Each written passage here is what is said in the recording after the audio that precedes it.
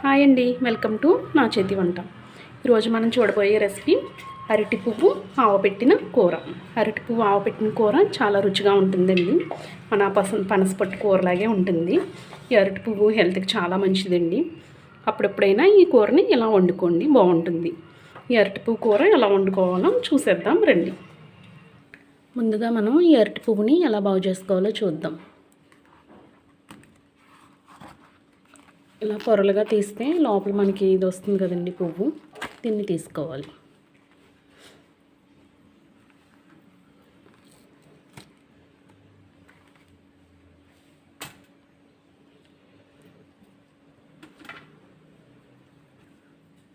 ముందుగా దీన్ని తీసేయాలండి. దీన్ని దొంగోడు అంటాము. దీని పేరు ఏదో కానీ ఉందండి, నాకు గుర్తులేదు. మీకు ఏమన్నా గుర్తుంటే ఒకసారి నాకు కామెంట్ చేయండి, దీని పేరు చెప్పండి. దీన్ని తీసేసి మనం పక్కన పెట్టేసుకుందాం. అది మన కూరకి యూజ్ అవ్వదండి. అది అలాగే ఇది చూడండి, పల్చికి ఇలా డొప్పలా ఉంటుంది. దీన్ని కూడా తీసేసి పక్కన పెట్టేసేయండి. అది కూడా మన కూరకి యూజ్ అవ్వదు. ఇప్పుడు దీన్ని కూరకి మనం యూజ్ చేసుకుంటాం అనమాట అండి. దీన్ని మాత్రం పక్కగా పెట్టుకోండి. ఇలా పైకి ఇలా డొప్పలా ఉన్నదాన్ని అలాగే ఇంకో చూస్తే తెలిసిపోతుందండి. దీన్ని తీసేయాలి మనం. వీటిని పడేయాలి. దీన్ని మనం కూర చేసుకుందాం. ఇలా లోపలికంటూ తీసుకుంటూ వెళ్తే ఇలా పొరకి ఇవన్నీ వస్తాయండి. ఇలాగా వీటిని తీసేసి వీటిని పక్కన పెట్టుకుని మనం వీటిని శుభ్రం చేసుకోవాలి. ప్రతి పొరకి వస్తాయి. అలా లోపలికంటా వెళ్ళాక ఏం చేయాలన్నది చెప్తాను నేను.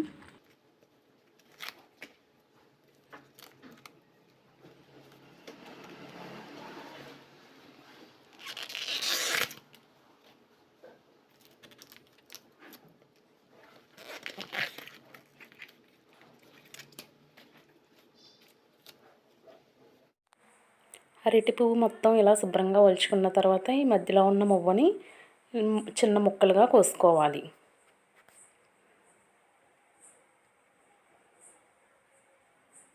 చూడండి, మధ్యలో కట్ చేసుకున్నాక మనకి ఇలా ఉంటుంది. దీన్ని చిన్ని ముక్కలుగా కోసుకుందాం. ఈ అరటి పువ్వు హెల్త్కి చాలా మంచిదండి. దొరికితే మాత్రం తప్పకుండా వండుకోండి.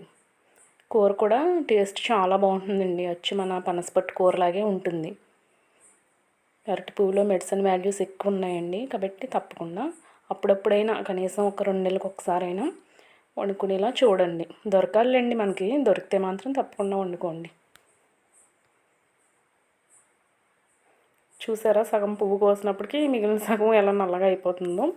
ఇది తొందరగా కవిలిపోతుందండి. అందుకనే దీన్ని మజ్జిగ, ఉప్పు, పసుపు వేసిన నీటిలో కడుక్కోవాలి. కొంచెం నీటిలో 2 స్పూన్లు పెరుగు వేసి గిలకెట్టేస్తే మజ్జిగగా అవుతుంది కదండి. అందులో కొంచెం ఉప్పు, పసుపు వేసి కలుపుకొని ముక్కలను వేసుకుని శుభ్రంగా కడుక్కోవాలి. ముందుగా ఈ లోపల మొవ్వుని కోసాం కదండి, దీన్ని మనం ఈ మజ్జిగలో వేసేద్దాం. లేదంటే నల్లగా అయిపోతుంది. తర్వాత ఇందాక మనం శుభ్రం చేసుకున్న పువ్వు రేకులు ఉన్నాయి కదండి, వాటిని కూడా చిన్న ముక్కలుగా కట్ చేసుకుని ఈ మజ్జిగ నీటిలో వేసుకుందాం.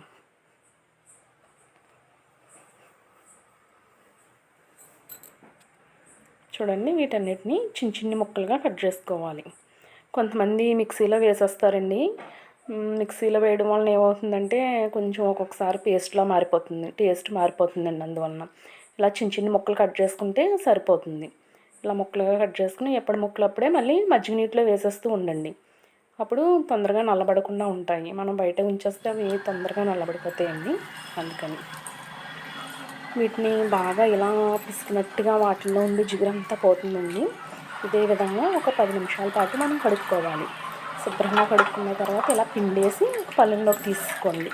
లేదా స్ట్రైనర్తో వడకెట్టేసి తీసేసుకున్నా పర్వాలేదు. తీసుకున్నాక మంచినీటిలో వేసుకుని మళ్ళీ అదే విధంగా గట్టిగా నొక్కి మళ్ళీ కడుక్కోవాలి. ఇదే విధంగా నీటిని మారుస్తూ ఒక 2-3 సార్లు శుభ్రంగా కడుక్కోవాలి.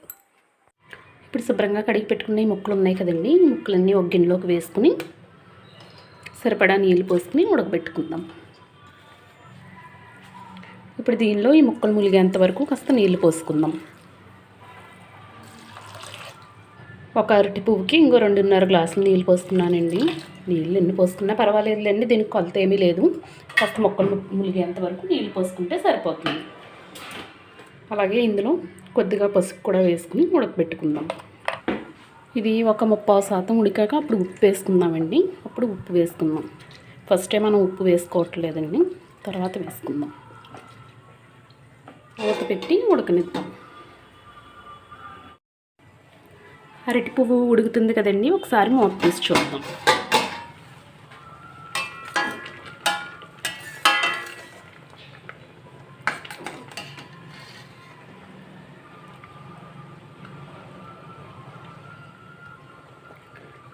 ఇలా నొక్కి చూడండి, తెలుస్తుంది. ఇలా 30% ఉడికిన తర్వాత మనం ఇందులో ఉప్పు కూడా వేసుకుందాం. ఇప్పుడు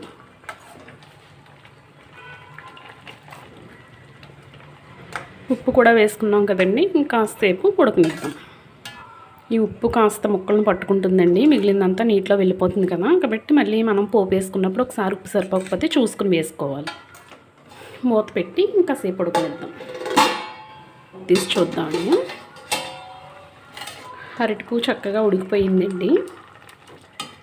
ఇప్పుడు దీన్ని గ్యాస్ ఆఫ్ చేసి చల్లారనిచ్చి నీటినంతా గట్టిగా పిండేసుకుందాం. నీటిలోంచి అరటిపువ్వునంతా గట్టిగా పిండుకుని తీసుకుందాం. ఈ లోపల మనం పోపు రెడీ చేసుకుందాం. నూనె వేడైంది కదండి. ఇప్పుడు 1 స్పూన్ శనగపప్పు, 1/2 స్పూన్ మినప్పప్పు, 1/2 స్పూన్ జీలకర్ర, 1/2 స్పూన్ ఆవాలు. ఇప్పుడు ఒక 4 ఎండుమిరపకాయలు ఇలా చిన్న ముక్కలుగా చేసుకుని ఎండుమిరపకాయలు, అలాగే ఒక 6 పచ్చిమిరపకాయ చీలికలు, కొద్దిగా జీడిపప్పు, కొద్దిగా కరివేపాకు. పోపు బాగా వేగిందండి. ఇప్పుడు ముందుగా కాస్త చిక్కగా తీసి పెట్టుకున్న చింతపండు గుజ్జుని, ఈ చింతపండు గుజ్జు అప్పటికప్పుడు తీసుకున్నా పర్వాలేదండి, లేదంటే మన దగ్గర గుజ్జు ఉంటే అది కూడా వేసుకోవచ్చు. దీన్ని కూడా బాగా కలుపుకుందాం.